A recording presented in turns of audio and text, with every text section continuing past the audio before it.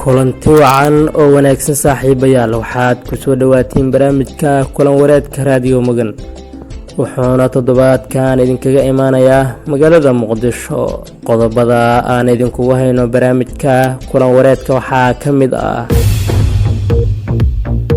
madaxweyne xasan sheekh oo ka hadlay ahmiyadda ay waxbarashadu u leedahay dadka Soomaaliyeed asaga oo xusay in adeegga dawladdu ay ugu horeyn doonto in tacliinta la gaarsiiyo meelo fog oo ka mid ah dalka agaasimaha nabad sugidda Mahad Salaad oo ka mahad celiyay ansixinta sharciga la dagaalanka waxa loo yaqaano argagixisada bangiga dhexe ee Soomaaliya oo sheegay in ay dib u soo celsheen dhul uu sheegay in lagu deganaa sharci darro Puntland oo fashilisay qarax la dhigay Boosaaso iyo shacabka deegaanka oo ka soo xog waramay inta aysan ciidanku fashilin Al-Shabaab oo iska fogeysay dhakhtar lagu soo bandhigay warbaahinta dawladda kaas oo horay u sheegay in uu ka tirsanaa kooxda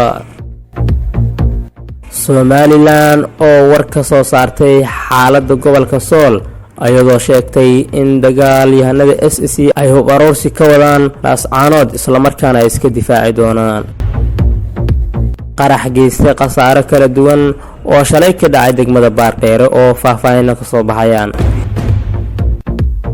iyo 10 qof oo Soomaali ah oo lagu soo oogay kiis musuqmaasuq iyo xatooyo shacab sidoo kale barnaamijka waxaad ka maqli doontaan xubintii ciyaaraha iyo xogo sheeko magacaygu waa Cabdikaafi Cali Cabdi waxaana toddobaadkan barnaamijku idinkaga imaanayaa Muqdisho u diyaar garooba la socoshada kulan wareedkeena maanta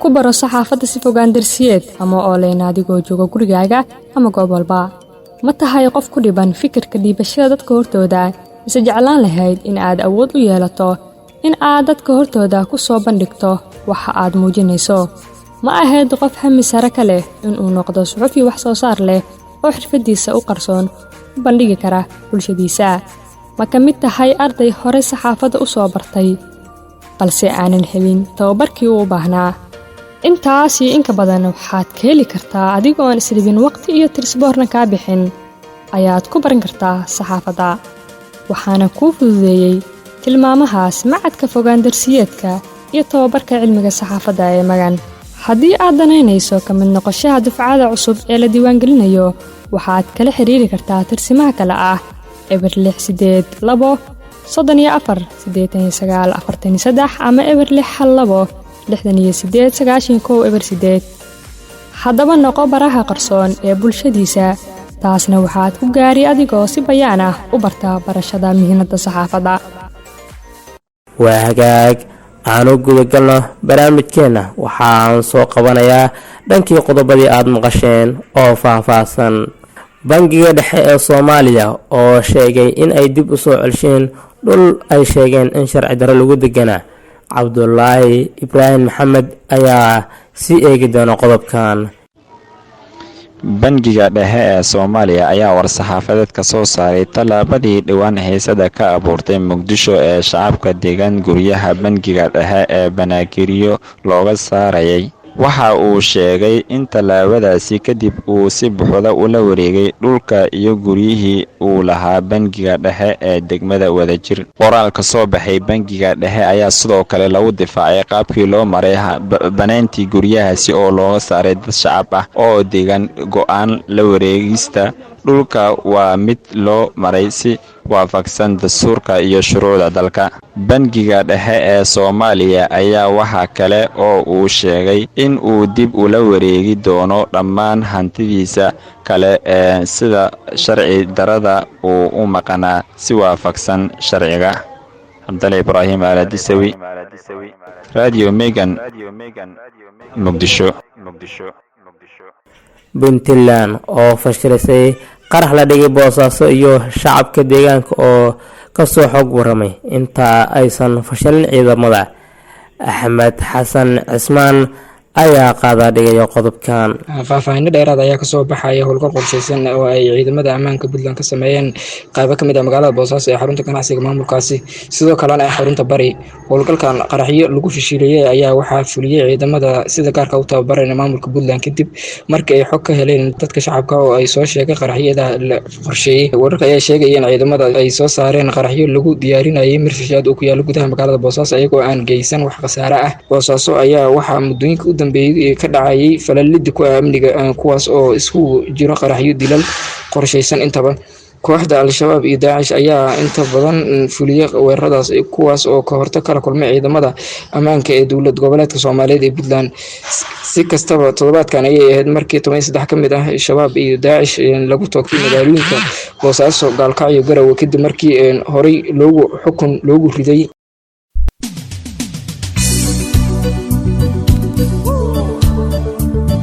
barnaamijka kulan wareedka waxa uu barnaamijkan ka mid yahay barnaamijyada dhaxalgalka ee lagu baahiyo mareegaha raadiyo Magan ee ku leenahay sida YouTube channelka iyo mareegtana Facebook ee raadiyo Magan. kulan wareedka waa barnaamij lagu soo saaro jil cusub oo suxufiyiin ah kuwaas oo maanta ka mid ah suxufiyiinta ugu codkarsan ee ku caanbaxay gudbinta iyo soo bandhigista warbixinada kuwooda ugu xiisadda iyo xamaasadda leh. ku darso barnaamijkan waa kii ugu horeeyay lagu baahiyay bagga raadiyo Magan. sidoo kale barnaamijka kulan wareedka waxaa dib u habeen lagu sameeyay xubnaha lagu sii dhexdaayo barnaamijka iyadoo lagu soo kordhiyo xubinta xog sheeko. xubintan waxaa lagu soo qaadan doonaa taariikhooyin, majaajilo, dhacdooyin cajab gelinaya kan la socda iyo halbeego kale oo ay gaar la tahay xubinta xog sheeko. kama marna warbixinadii ugu dambeeyay ciyaaraha oo ay ku soo gudbiyaan suxufiyiin u caaboon baahinta codkooda iyadoo aad ku dhex dhageysan kartaan xubinta ciyaaraha ee barnaamijka kulan wareedka ee warbaahinta Magan. haddii aad doonaysid ka dhex muuqashada masraxa saxaafadeed ee casriga jeceshahayna in mar uuna noqoto wariye tijaabin kara haltabintiisa waxaa si fudud oo sahlan uga baran kartaa macadka fogaandarsiyeedka tababarada cilmiga saxaafadda ee Magan. haltabinta la suxufinimo waa horseedka shacbiyadda.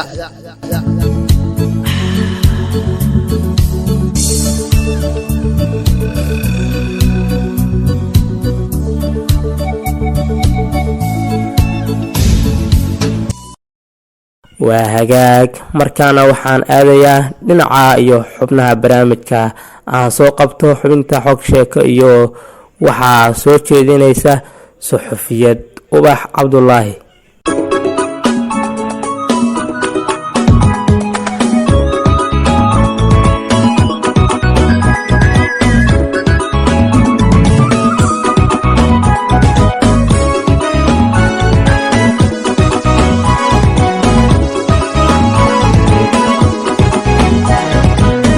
kusoo dhawaada xubin xog sheeko ee barnaamijka kulan wareed.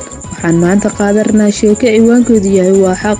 waxaan idiin soo tabiraya anigoo ah ubax cabdilaahi. faarax waxa uu ku koray kuna barbaaray miyi. maalin dambe ayuu gaadhi raacay si uu u tago magaalada. nasiib darro baabuurka uu saarnaa ayaa shir culus galay. faarax waa uu miyir beelay waxaana la dhigay cisbitaalka. mar dambe uu soo miyirsaday ayuu arkay dad xidhan dhar cadcad, sariiro cadcad, daawooyin. nin bukaan ah oo sariirta ku xigta jiifay. ninkaas waxaa lagu naaneysi jiray Manaxe. sheekadana waxa ay dhex martay Faarax iyo Manaxe. Faarax ayaa yiri halkan ay joogno waa halkee? Manaxe waa aakhiro. Faarax waa xaq. dadkan dharka cadcad xidhan maxay yihiin? Manaxe waa malaa'igtii. Faarax waa xaq. waxay qorayaan kolkay dadka dul taagan yihiin. Manaxe waxa ay qorayaan janno iyo naar midku qofku galayo. Faarax waa xaq. ani maxay qoreen? Manaxe naarta ayay ku qoreen. Faarax intuu yara fakaray oo ilaaway xanuunkii hayay ayuu degdeg ku kacay. albaabkii xigay intuu iska furay ayuu orod yiri isagoo cagacageeraya. shaqaalihii cisbitaalka ayaa lagu gaari waayay. baabuur boolisku lahaa ayaa lagu eryaday oo sariirtii lagu soo celiyay. xubinta xog sheeko waa iga intaas. aan idinku celiyo kulan wareedka iyo qaybaha ka haray. hagaag dhanka kalena aan soo qabto xubinta ciyaaraha waxaana la diyaar ah wariyaheena cabdirashiid xasan soni.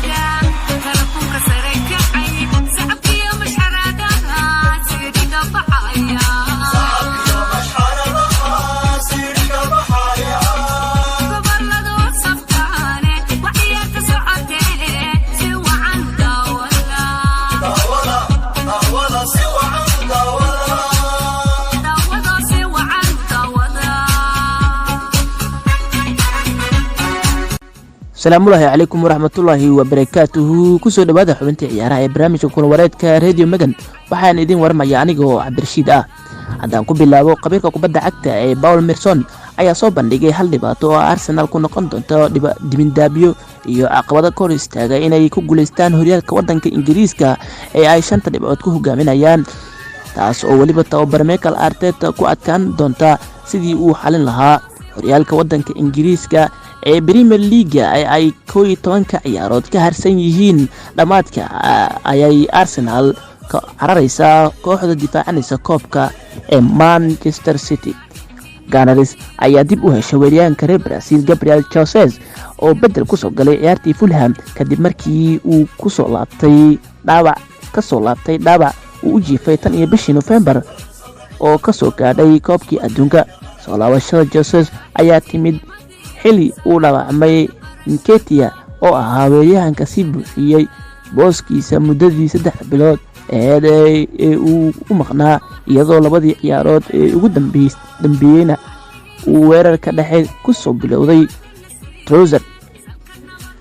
25 jirkan ayaa soo laabashadiisa ku farxeen ciyaartoydii iyo mucaashaqiinta kooxda Arsenal, laakiin qabiirka kubadda cagta ee Paul Merson waxa uu rumaysan yahay inuu noqon karo caqabadaha kooxda ka hor istaagi doono ku guuleysiga horyaalka.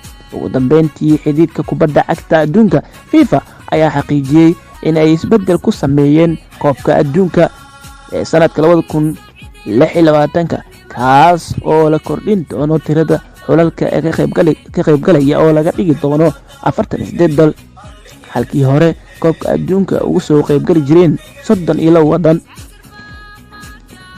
3 wadan ee wadajirka u martigelinaya ee Mareykanka, Mexico iyo Canada ayaa taariikhda ku gali doona isbedelka cusub ee koobka adduunka. 48 dal ee ka soo qayb gali doona koobka adduunka ayaa waxay ka dhigan tahay in qaaradda walba loo kordhin doono tirada dalalka ugu soo qayb galaya koobka adduunka. waxaa sii badan doono dalalka Yurub oo horey 13 wadan ugu iman jireen koobka adduunka, iyaga oo hadda noqon doono 16 wadan. koobka adduunka ayaa socon doono 39 maalmood iyadoo la dheeli doono 104 ciyaarood, kuwaas oo marxalada koowaad ee guruubyada ay noqon doonto 12 horbo oo min 4 xul ah. xubintii ciyaaraha waa iga intaas, aan idinku celiyo qeybaha kale iyo kulan wareedka.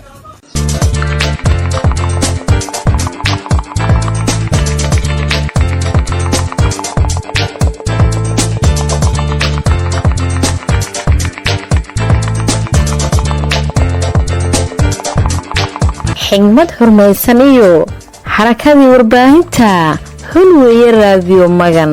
adoon xamaasadoon xumaana ku xiiqin bal xigo xaqiiqtabi sida xaqirin xalaasha runtana xulkeedu tahay ku xidhan ummadeeda xulweeye Radio Magan. xunxun been la xubsho magan kuuma xulatee xulweeye Radio Magan. xiisad bartankeeda tuban xog markaad u raadisana xaydaan la hubin noqotaa magan kuma xashaashto xulweeye Radio Magan. xifaaltan hamoodine xulweeye Radio Magan ee xiisaha ay ku xooji. xulweeye Radio Magan ee ku xirno adigaba oo xulkaaga ka dhigo.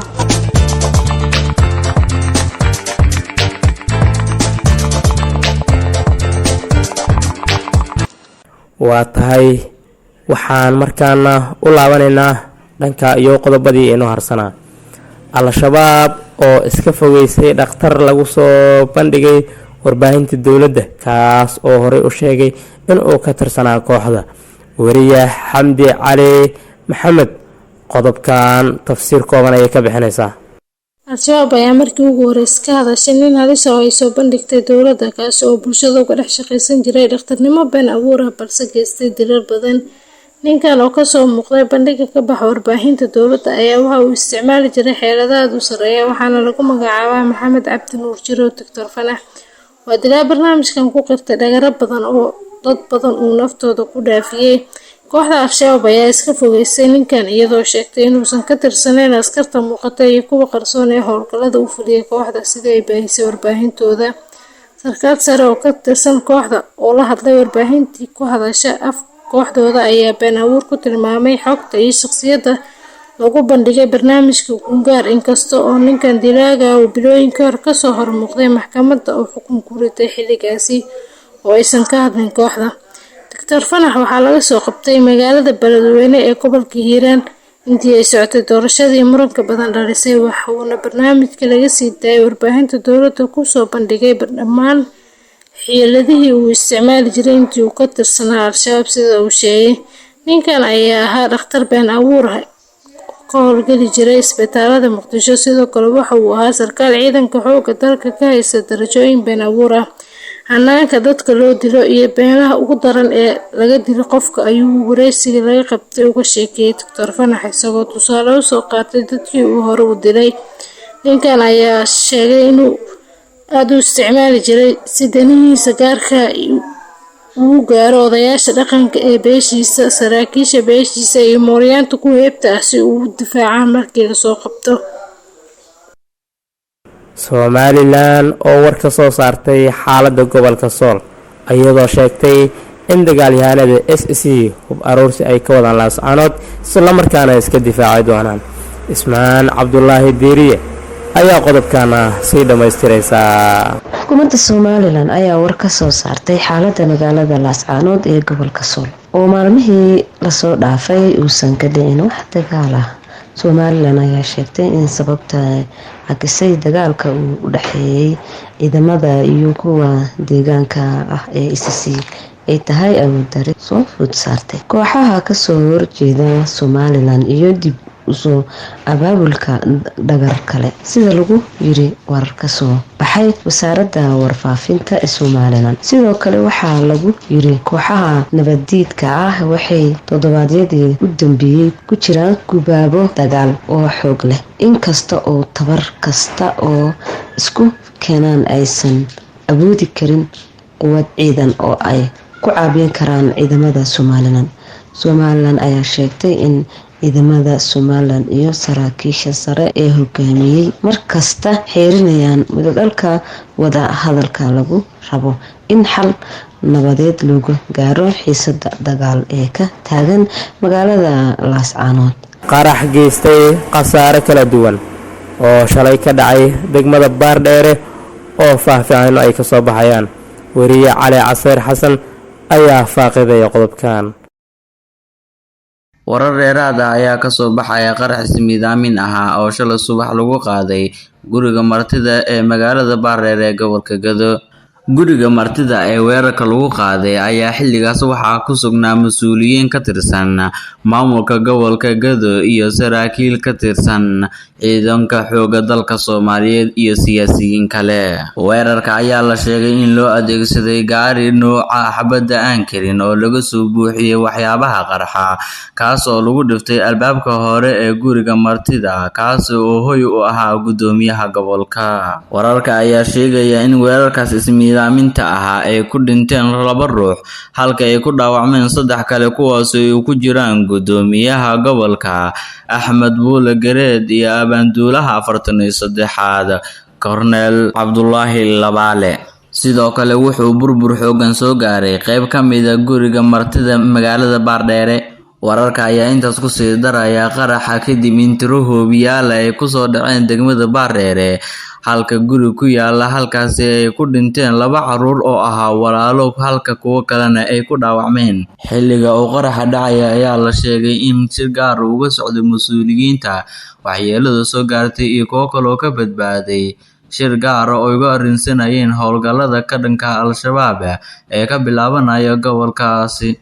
Ciidamo fara badan ayaa halka uu weerarka ka dhacay gaaray, kuwaas oo gabi ahaanba xiray wadooyinka soo gala iyo kuwa ka baxa degmada Baardheere ee gobolka Gado. Qaraxan ayaa imaanaya xilli maalmihii dambe ay magaaladaasi kusii qulqulayeen siyaasiyiin hore kuwaas oo qaarkood la sheegay inay tahay markii ugu horeysay oo tageen halkaasi, xilli ay sanadihii lasoo dhaafay xiisad siyaasadeed ee ka taagneed gobolkaasi. Ugu dambeyntiina gobolka Gado ayaa dhowaantan lagu wadaa inay ka bilowdaan howlgalla ka dhan ah xarakada Al-Shabaab iyadoo maalmihii lasoo dhaafay ay ciidamo badan oo Itoobiyaan ah ay gaareen. guud ahaanna waxaan soo gaarnay dhammaadka kulan wareedkeenii maanta, waxaana idinla socodsiinaya anigoo ah Cabdikaafi Cali Cabdi. farsamada barnaamijka iyo isku dubaridka mahad ballaarana ka gaartay waxaa nagu caawinaya ustaadkeena qaaliga ah Al-Ustaadiya Ismaaciil, waxaana bahda magan oo isku duuban ay idin leedahay sidaas iyo nabadgelyo.